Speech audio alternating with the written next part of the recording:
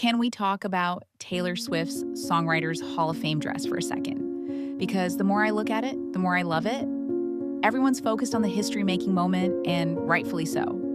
Taylor just became the youngest female artist ever inducted into the Songwriters Hall of Fame. But fashion-wise, at first glance, you see a beautiful black floral gown. Elegant classic, very Taylor.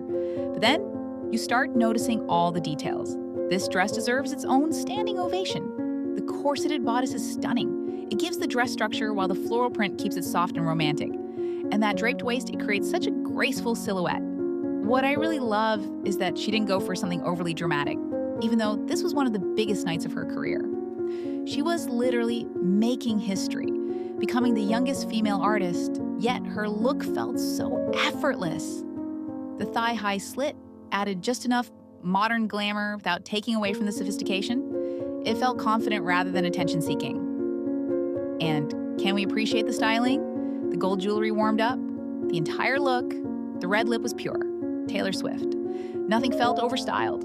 Nothing felt forced. Everything felt very Taylor. And that slightly messy bun with her signature bangs made everything feel relaxed and authentic instead of overly polished. Are we obsessed with this elegant, romantic era of Taylor style?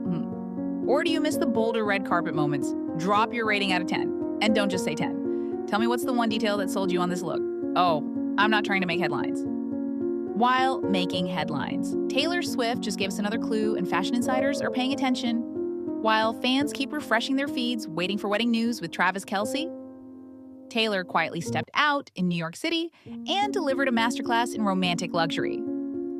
Gone was the playful viral t-shirt energy. In its place, a deep Bordeaux velvet dream.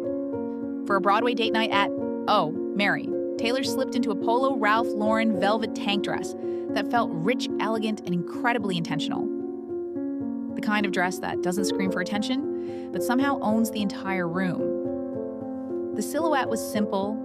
The message wasn't a softly sculpted bodice, a graceful scoop neckline, an ankle-skimming skirt that moved with effortless sophistication.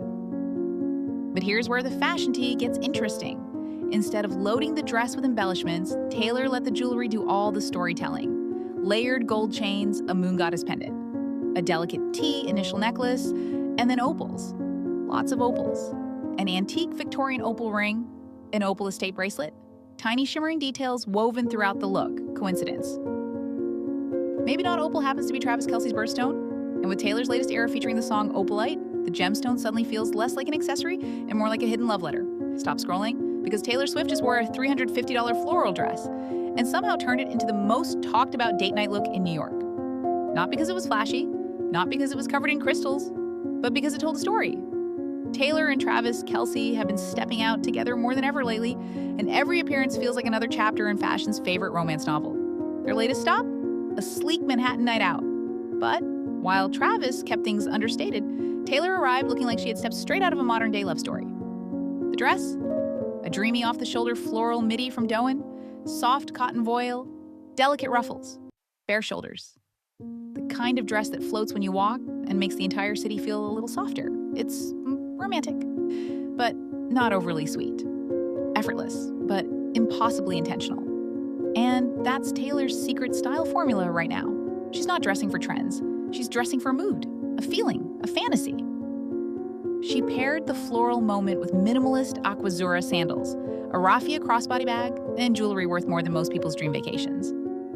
Yet somehow, none of it felt loud. That's the magic.